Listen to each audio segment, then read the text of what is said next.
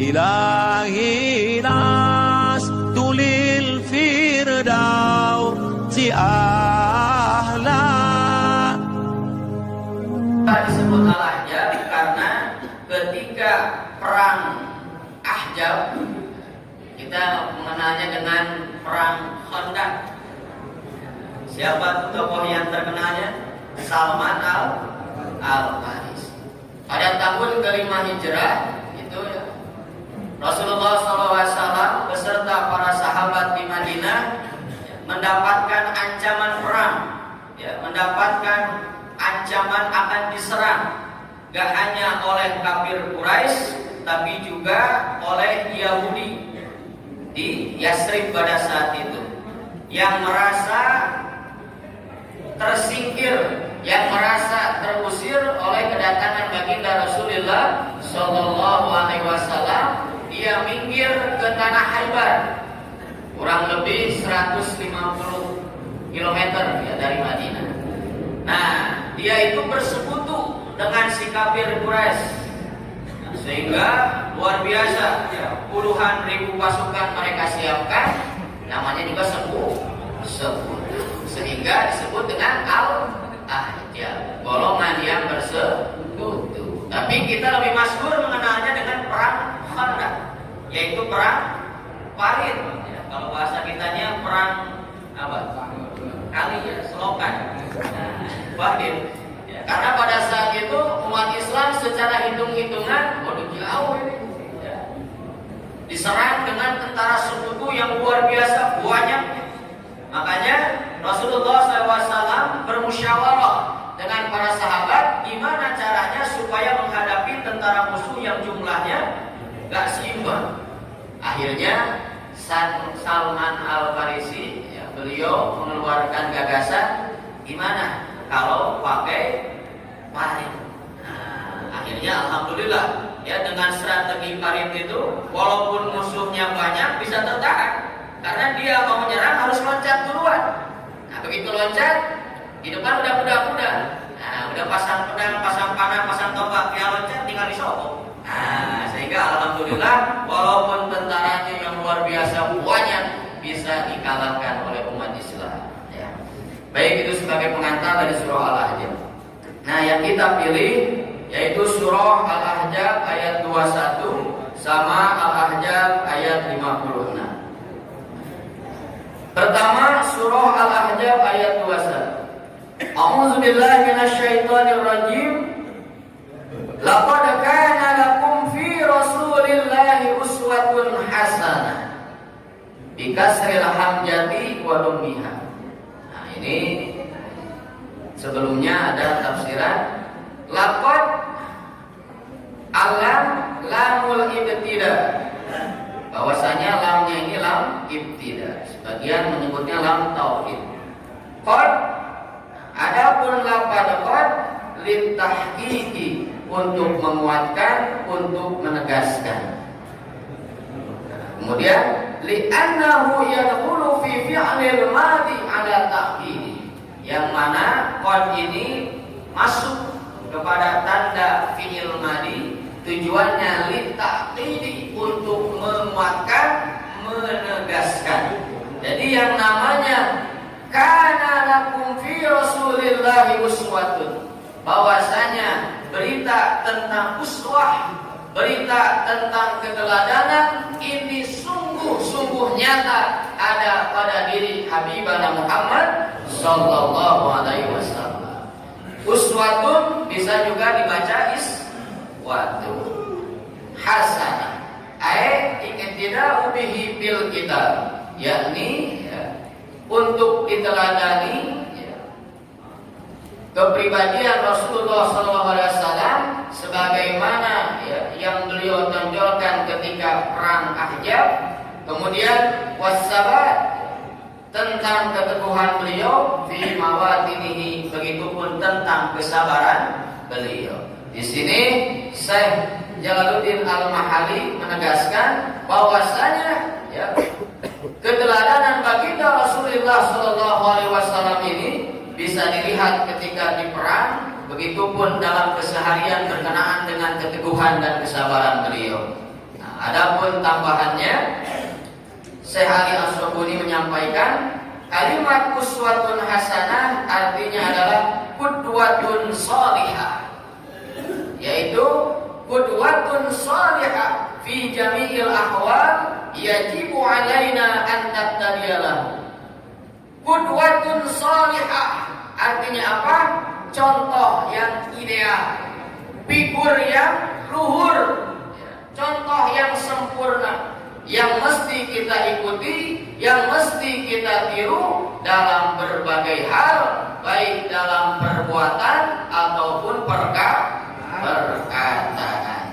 Liman badalun minlah, bagi orang kana yarzuqullah, yang mengharap ridho Allah.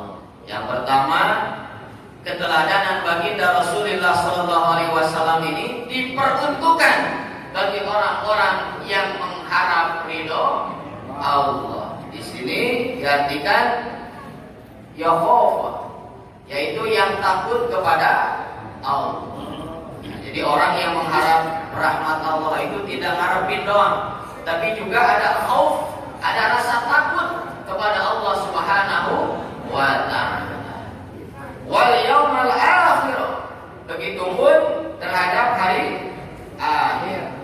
Wa dzakarallaha katsira, dan banyak menyebut nama Allah. Bihilafi man laisa kadzalik, ya, berbeda halnya dengan orang-orang yang tidak memiliki tiga kategori tersebut.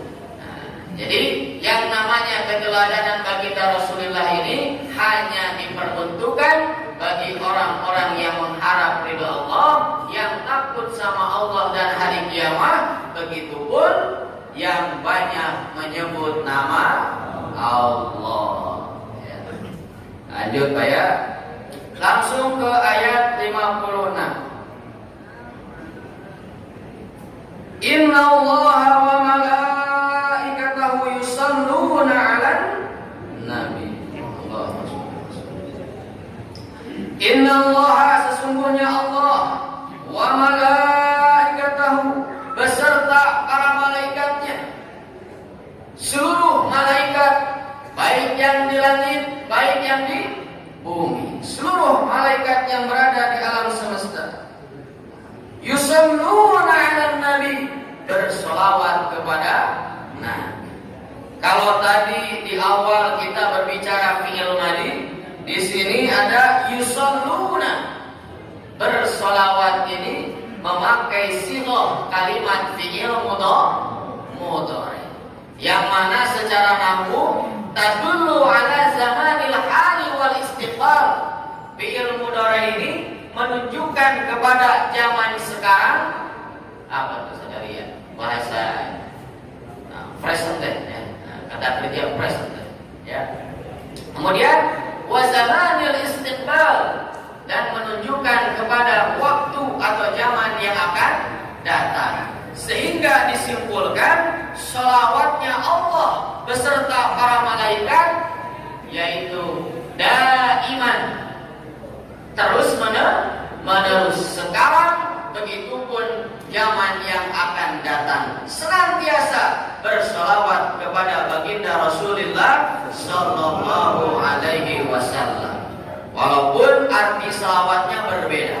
Kalau salawatnya Allah kepada Rasulullah, artinya Allah yang memberikan rahmat dan salam. Adapun salawatnya makhluk, salawatnya malaikat, salawatnya kita, yaitu mendoakan dalam artian senantiasa mengharap keberkahan dari baginda Rasulullah Sallallahu Alaihi Wasallam, limpahan rahmat dan keberkahannya. Nah, makanya ada sholawat yang masyhur, ya, sholawat yang masyhur, supaya sholawatnya kagak sekarang doang, kagak tahunan, kagak pas maulidan doang, ya, tapi daiman abadan, ya, terus menerus. Gimana tuh?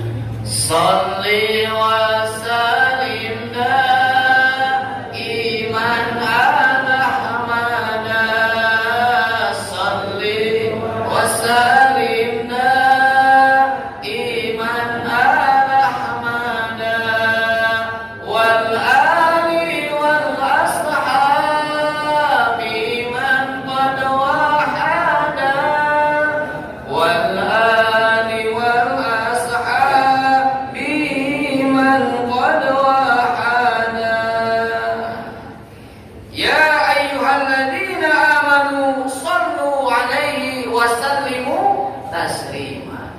sebelum Allah menyuruh kita berselawat kepada Habibana Muhammad sallallahu alaihi wasallam, terlebih dahulu Allah menegaskan kepada kita bahwasanya Allah pun beserta malaikatnya sudah lebih dulu berselawat kepada baginda Nabi Muhammad sallallahu alaihi wasallam. Maka dari itu, wahai orang-orang yang beriman, berselawatlah kalian kepada Nabi Muhammad tasliman, maka kalian akan mendapatkan keselamatan.